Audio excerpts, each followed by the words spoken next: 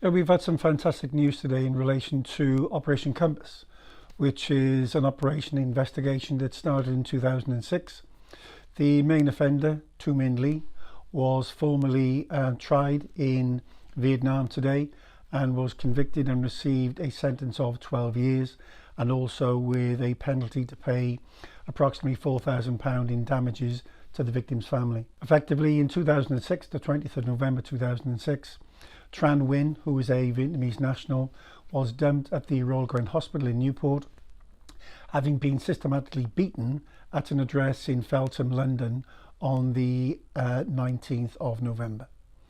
Effectively, he had operated a cannabis factory in Newport in Keynsham Avenue, and on the 17th of November, that cannabis factory was compromised and robbed, and those who were running the cannabis factory, I suppose the organised crime group, suspected that he was responsible for leaking that information to others, and therefore they then took him to London to question him and ultimately beat him nearly to death.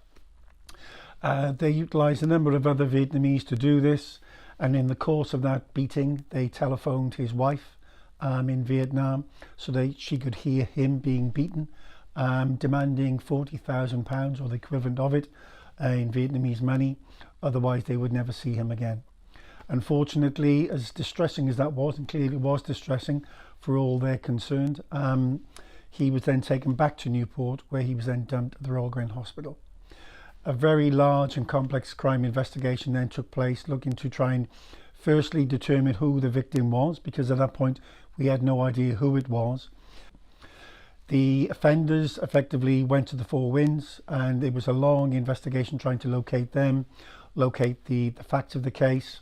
But the one main offender, Tran Nguyen, decided he was going to get away from the UK, and initially he went to Germany. In January of 2007, his wife rang him and said, "The police know everything, destroy your clothes, you've got to get away."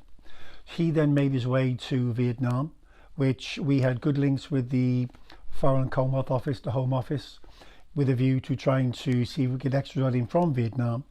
But in 2007, the Vietnamese government passed a law that no Vietnamese national could be extradited to face criminal charges, which presented us with a problem. Every month for the last 13 years, I've been in communication with the NCA or the Home Office or the British Embassy in Hanoi to see what we could do to try and progress this.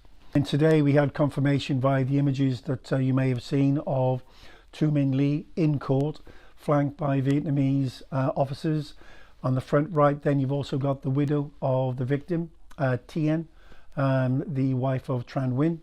And as I say, finally, it's taken a long time, but I'm delighted to say justice has been done after all this time. I think the phrase that was said to me a long time ago when I first started in this job is, it's never over. Keep going, and never kick anything into the long grass. You'll get there. And we've done that, and I'm delighted for them. And I've spoken to the family today. They're obviously delighted as well. So yeah, it has been a long struggle, but finally, hey, we're here. Be here today without the help of, most importantly, the NCA and the Ministry of Public Security. There have been other people along the way who have helped us in terms of, as I said, the Home Office, the Foreign Commonwealth Office, the UK Central Authority, people such as that, the British Embassy in Hanoi and their staff.